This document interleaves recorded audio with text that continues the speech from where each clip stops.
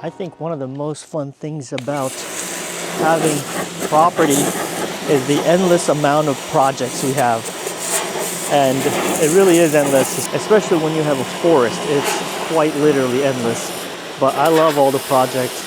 It's a lot of fun. Right now I'm washing out this old fireplace that our neighbor gave us, and I'm gonna clean it up, repaint it, finish it up, and make it brand new again. This time of year is when we could go hard on our water usage, because we're gonna be getting a lot more rain throughout the season, and not too worried about running out. This guy needs a new bolt for the leg. That's not long enough. This one should work.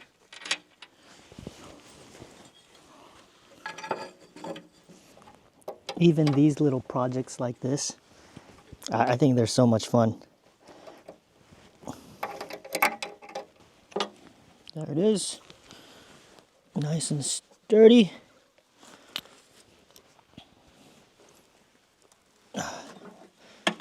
Oh, cracked. Oh shoot, the metal cracked up front. Uh-oh.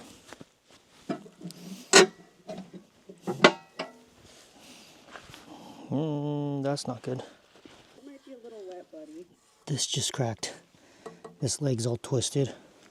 Oh, now we got the sun coming out. Feeling good. This whole process is all about learning and becoming kind of self-sufficient too. Can't really call people for help when we're all the way out here, and I think that's a lot of fun too, being able to be independent, be able to get things done on our own is, I think, is a big part of life. So it's a lot of fun doing these projects. I'm just using some steel wool to get the rust off.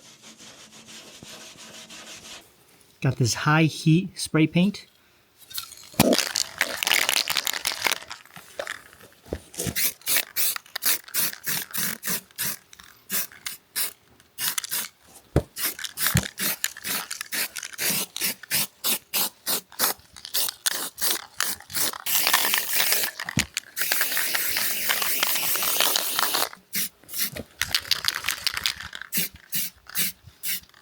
We're already getting creative with our leftovers.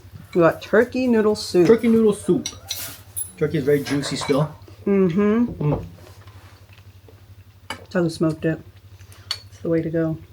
Last few years I've been doing smoked turkey. And it comes out so good, so juicy.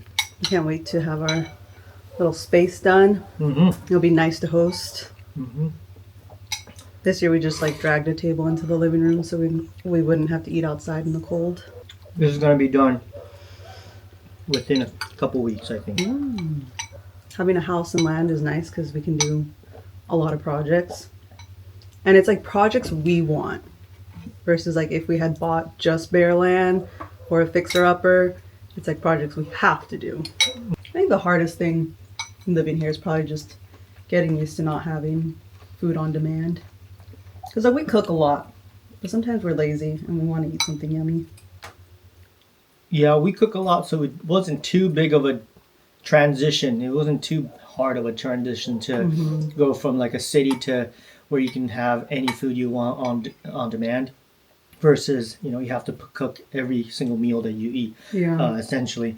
But that wasn't too hard, I don't think. I think the harder part is, trying to get these projects done, and you need like a small, some materials, some supplies. Yeah, that's like, really annoying. Yeah, it's a little frustrating, and it's also hard to get some things delivered here too. It doesn't work. Like delivery doesn't work if things are too big. Like my crab hoops. Couldn't get it delivered here. USPS doesn't deliver here.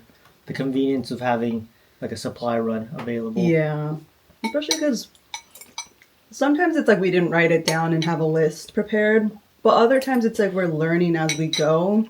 So sometimes we'll have a list, we think we got it all, and then as we're building, we realize like, oh, we didn't know we were supposed to do this, but like we can't just go to the store real quick. And then if you think about it, like most people that do home projects and such, how many Home Depot runs do you make, you know, within one project? So it's we have to kind of think ahead sometimes. I think living in a van kind of prepared us, like made the transition pretty smooth. Because we also, when we live in the van, we never really spent time in cities. I think we only stealth camped like less than 5 times maybe. Yeah. So that means we're in the middle of nowhere, which also means we can't really eat out either. And I think the water situation too, it's not that big of a deal for us because we're pretty used to rationing our water. We've taken everything slow too, so we haven't been overwhelmed. I think that's the biggest mistake people make, is they just go all in, like day one. They've got chickens, they've got goats, they're trying to do a garden, they're trying to do home projects, and then they burn out within a year. But 2026, can't believe 2026 is around the corner. That's the year of the chickens. We're gonna get some chickens. Roscoe's gonna eat them. We'll see how he does. We'll try to train him to not eat them. He hates birds. Groceries is another hard one. For a good Asian market, we still have to go all the way to the Bay Area. We gotta stock up on everything. All right, so we got our chest freezer here, and it's full of a lot of our fish catches. If I move that box to the side, you can see Taku's stash of natto. He's got quite a few. That's all of them down here, down there. Once that supply starts running low, that's when we know we need to make our trip to the Bay Area so we can stock up, because nowhere is going to sell that except an Asian market. Grocery shopping kind of takes us a while because we're trying to get all of our favorite things. So for the most part, we can get a good amount at H Mart because they have natto. I like cooking a lot of Korean dishes, so we can get a good amount there. But sometimes Taco needs very specific Japanese ingredients, and we'll have to make a run also to the Japanese market. So we usually do Japanese market and Korean market and Trader Joe's, because Trader Joe's has some really good snacks, and also for the lazy days, they make some pretty solid frozen food. But yeah, if you're not really into Asian cuisine, then you probably don't really need to be going to that many grocery stores like we do. I think if you're interested in moving out to the middle of nowhere and starting like a whole homestead thing, my biggest advice is just don't get ahead of yourself. A lot of people just try to do too much too soon. As long as you take it slow and don't overwhelm yourself, you're going to have a really great time out here. It's really nice. It's really peaceful. Like if you hate having neighbors, you hate the traffic, you hate noise, pretty sweet out here. If you're going to live out in the middle of nowhere, really research how to keep your animals safe. If that's what you want to eventually do, is have like chickens, sheep, goats, whatever it is that you want to have. Because there's a lot of things out here that want to eat your pets. And we get asked all the time if we're scared of mountain lions or coyotes, bears, but not so much for ourselves. Sometimes I get worried for Roscoe, but nobody here has ever had their dogs eaten by a mountain lion. I think there's too much good food for the mountain lions. I will say they have taken cats, but I think dogs are they're too big, they're too noisy. It's not really an easy meal. My biggest worry is honestly other dogs. Out in the middle of nowhere, people aren't so good about keeping their dogs within their property. That's how we found Molly. If you guys have seen some of our other videos, is she just kind of tagged along. I think we've had like quite a few dogs tag along, and for the most part they've all been friendly. There's only been like one dog who wasn't friendly, and that's why I carry an air horn when we do our walks. Because that's honestly, I'm more worried about other dogs than I am about a mountain lion. I've mostly lived in places that had mountain lions. I've had one encounter in my entire life, and that was as a kid. So as an adult, I've still never seen one. We did hear one once, and we know they're here because people catch them all the time on their wildlife camera. But like I said, they don't have an interest in causing trouble. Like they just want to eat deer and rabbits. Easy meals, you know? There is a big population of deer here, so they're not starving, they're not desperate, so yeah, not too much of a problem. And Roscoe doesn't really go off on his own. I'm gonna keep cleaning up the garden, and then Taku's gonna work on this space. He's gonna power wash a couple things, and then at some point I need to go check on our apple cider. I think maybe 2 months ago we started working on an apple cider because we went to a friend's apple orchard and he gave us a ton of apple juice. So Taku wanted to experiment with trying to make some alcoholic cider. Brown sugar. Yeah, we'll try some brown sugar. I mean, they say you can use a variety of sugars, so... Could do honey and accidentally make mead. Yeah, I'm just gonna add about a tablespoon in each bottle.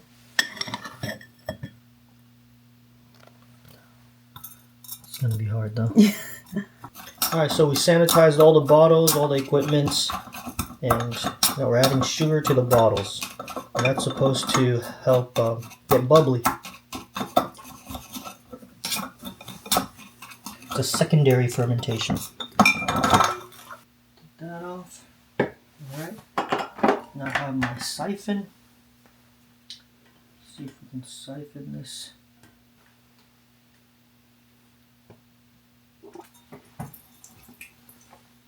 It tastes not bad. Is it alcoholic already? No. Oh, maybe. I don't know. Not very strong. Raise it up. Okay guys, we just finished bottling the cider. Now Jocelyn is making some labels from, because we did a few different varieties. We did a couple of them with no sugar added, just by itself, so I think that one's going to be kind of flat, but should still be tasty. And it actually is very tasty because I tasted a good amount of it trying to siphon that cider, and flavor is actually on point. It's got some sweetness already, but not overly sweet. Looks like beer. But he said we may have added too much sugar to a couple of the bottles because we were trying to make kind of a not sweet, little sweet, and then like extra sweet just to see how it would taste. We didn't realize if you put too much sugar, it could cause the bottles to explode. So we probably need to go check on the extra sweet ones and probably drink them sooner rather than later before they explode. We're cleaning up this space over here and we're gonna power wash this guy to get the color nice and even. And then I'm gonna add a coat of some protective stuff so that we can put it outside over here, right against the barn pottery room.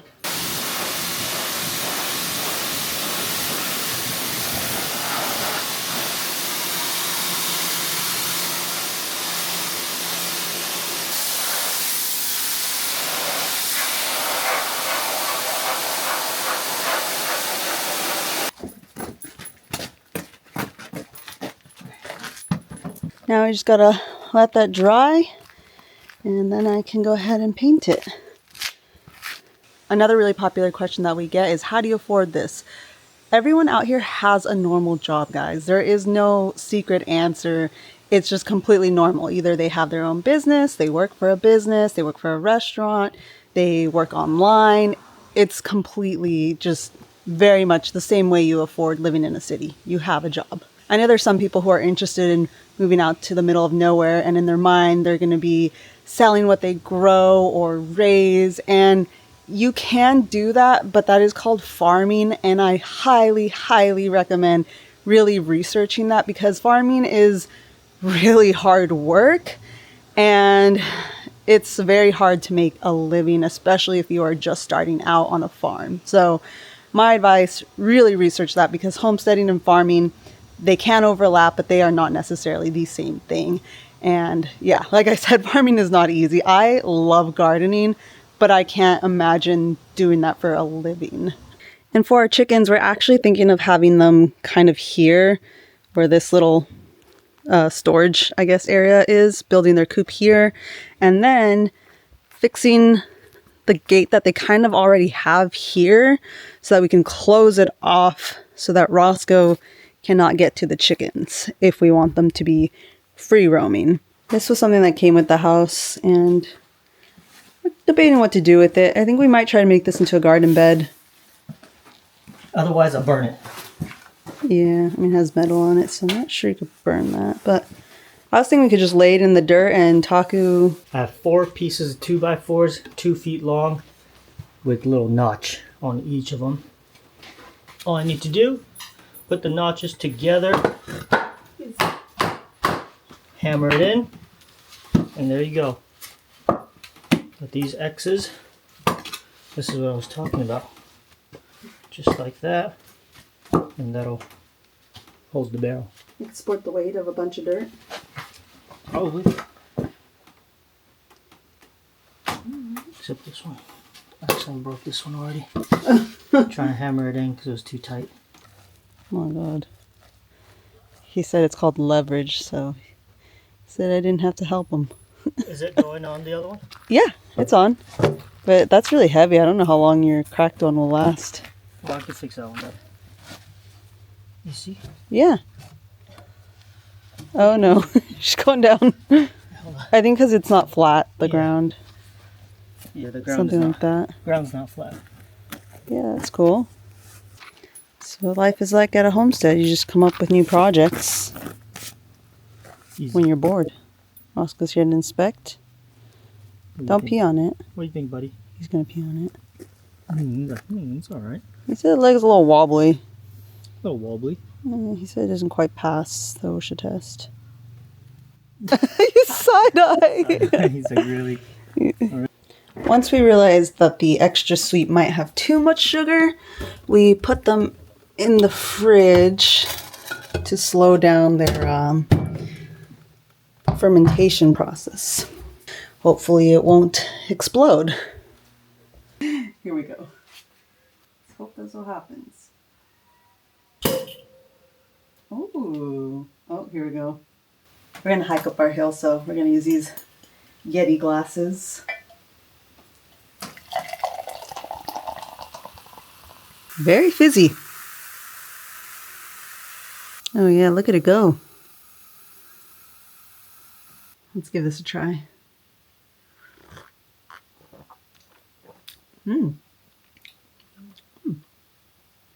It's good. And it's not too sweet.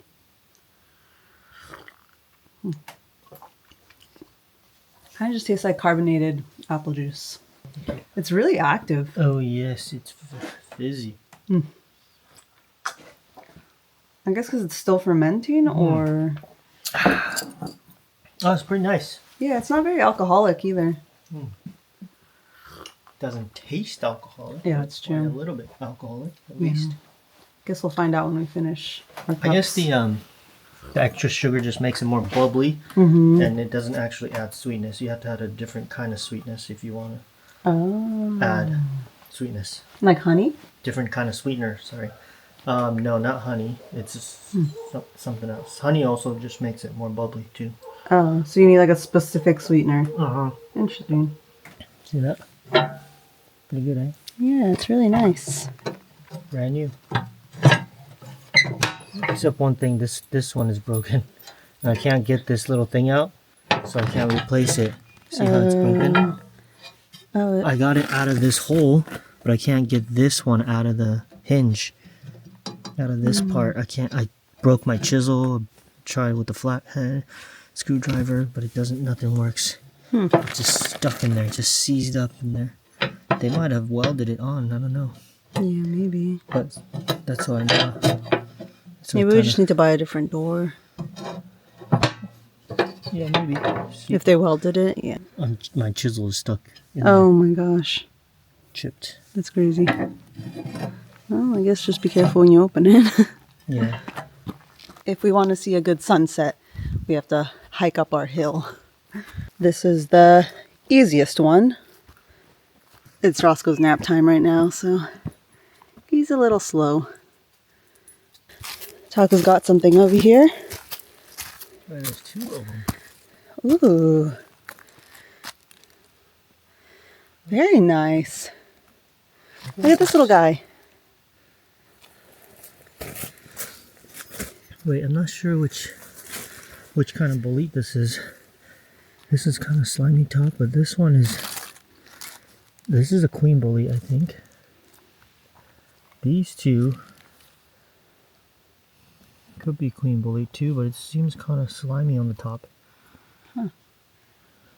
Yeah, they both kind of have that weird This kind of seems like queen bolete because it has this dry kind top. of dry and kind of white ashy texture. This one is I gotta double check. There's a little spider right there. But there's been a lot more boletes this year. Pretty exciting, huh? Yeah. See, it's cool having land because you can just mushroom forage Yeah. in your own backyard. It's really firm though. This is gonna be a nice one. I like We'll the let that sounds one- that boletes make when you tap them. Yeah, we'll let that one grow out a little bit more. But just right here. Cool. Leave that one there for now. Alright, grab it on the way back and Yeah. ID it. Here goes Roscoe, eating grass. People always tell us that Roscoe's really lucky because he has a whole forest to go run around in. But he's not allowed to go run around in the forest without us, so we have to kind of give him permission. I don't really want him wandering around on his own because you never know what might be out here. I'm a little concerned for a mountain lion, not too much. I feel like they mind their own business. Skunks, that's what I'm worried about. A lot of dogs here get skunked, and Roscoe, it's only a matter of time before he gets skunked. Whew. Such a workout. Like having to go all the way up this hill, and then there was that other part, and then we still got to go around this bend, and then we'll go around that bend before we get to the top.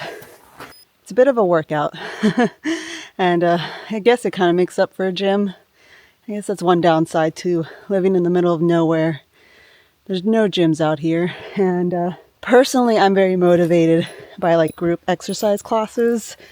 They keep me interested, and signing up and committing to a class makes me like a regular gym goer versus having to just plan my own workouts. Not going so well.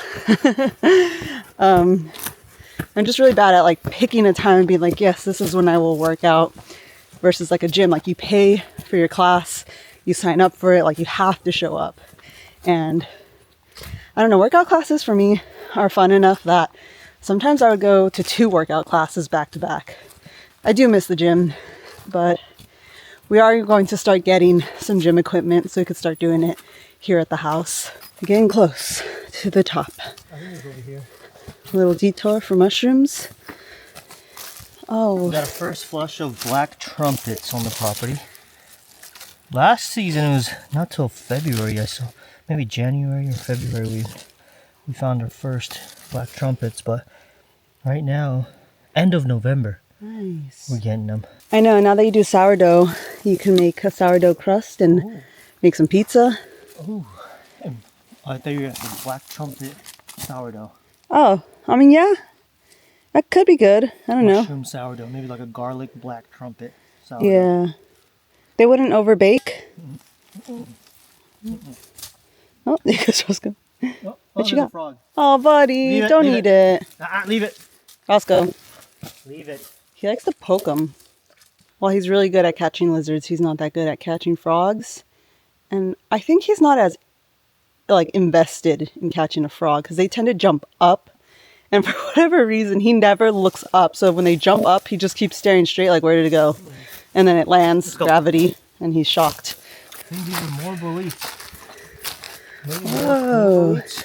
Let's see. These are boletes? Let's see. I think so. Let's see. Nope. They're not. But they look cool. Yeah, they have a really nice stem. Whoa. Whoa. What's it smell like? Like nutty medicine.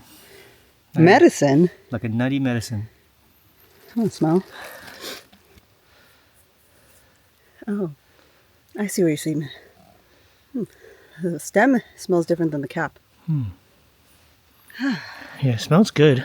It's nutty, right? But it's also like medicinal kind of. Oh, it reminds me of something, but Yeah, me too. like I can't. Can't pinpoint it exactly, but yeah, it does remind me of something. Yeah. Look at this. The sunset is more south this time of year, but if it was in the summer, it'll be like directly that way. Right now, it's kind of over there, Yeah, but it's nice. super nice. I wouldn't trade this for anything. There's things that I miss about the city, but I just can't imagine ever having neighbors again. Look how cute these are. It looks like a Christmas elf that's about to pop his head out. I think van life is what made me realize that I didn't want to live in a city anymore. Because up until that point, I loved living in the city. But our very first van life road trip, we went to Alaska and spent most of our time in the middle of nowhere or in smaller towns. And when we were coming back after, I think maybe 4 or 5 months gone from the Bay Area, like the second we hit the Bay Area traffic, I was like, I don't think I can do this anymore. The quiet. The quiet. You hear this? Completely quiet. No road noise. No airplane noise. Because in San Mateo, there's a lot of planes. So many. Oh, we also had the Caltrain. That Train too. Yeah. was rough getting used to when we moved there. And then when the wind is really strong and you hear like the trees going off, it kind of sounds like rushing water. Yeah. Yeah. And I love that Roscoe gets to run around I know. and have fun. We can have an off leash. We don't have to worry about anybody else being here because it's our own property. I know a lot of you guys want to know how you find a place like this. And honestly, it's just kind of browsing and getting lucky. We had been looking kind of off and on, not super serious, just browsing like Zillow and Redfin. And since our jobs are basically remote, our only criteria was that it was maybe like 2 hours from a coast. And for the most part, we were open to California to Alaska. We very much wanted to stay in California, but we weren't entirely sure if it would be possible because of how expensive California is. But yeah, actually, once you hit Northern California, it gets pretty affordable. You know, I would love to be right next to the coast. That'd be a lot of fun. Be fishing right in my backyard. But realistically, that's, double the price. One time during our road trip, we were going through like Wyoming, Montana. Taku was starting to kind of die because there was no ocean. I don't know if there's a term for like, there's like cabin fever. Yeah, it was landlocked. Landlocked fever. Yeah, I was way too landlocked. It was only 2 weeks of no ocean, but he was feeling it. I need the ocean. Oh, there's a lizard. Oh no, careful. Is that what you're trying to get? Really good at finding them. That's what you're trying to get, buddy. He knows how lizards smell. That's interesting. I know. Lizards So weird. Buddy, channel that talent to find a mushroom. Like, mushrooms don't move. He wants a lizard. If you can smell a lizard, you can smell a mushroom. Yeah. Something else I've been working on is a mushroom farm, and having the space available in the woods to just create almost a natural mushroom farm is pretty cool. I started it almost a year ago, and they say it takes close to 2 years to really get it going. So we'll see what happens. Nothing's really happened yet with the inoculators and logs, but we'll see in the future if those take, and if we start getting a ton of other mushrooms that we can cultivate. So that would be cool. That'd be like shiitake and lion's mane mostly, and oysters too. But other than that, yeah, we get a ton of wild mushrooms too, but it would be nice to have even more. I don't know if this has alcohol or it's very weak because I'm almost done with my whole cup. I'm done. I would have felt it by now. It was really good though. It was like sparkling apple juice. I think it has a little bit. It's probably like 4%. And it's like kombucha. Yeah, no, Apple probably has. I think it has more than that. Yeah, you start doing more home project stuff, and we gotta start making kombucha too, because you drink a lot of kombucha, then we don't have to. Yeah, I know, and I like the expensive kombucha too. Mm-hmm. It's good. You can make it your own. Don't push me.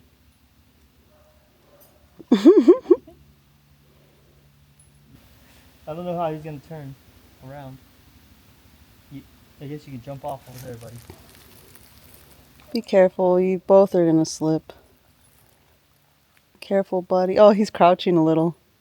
Smart. Yeah? Don't jump because he'll do the same. Yeah, well, I can't really do anything else, innit? Let's go! Oh, buddy! You okay? He fell.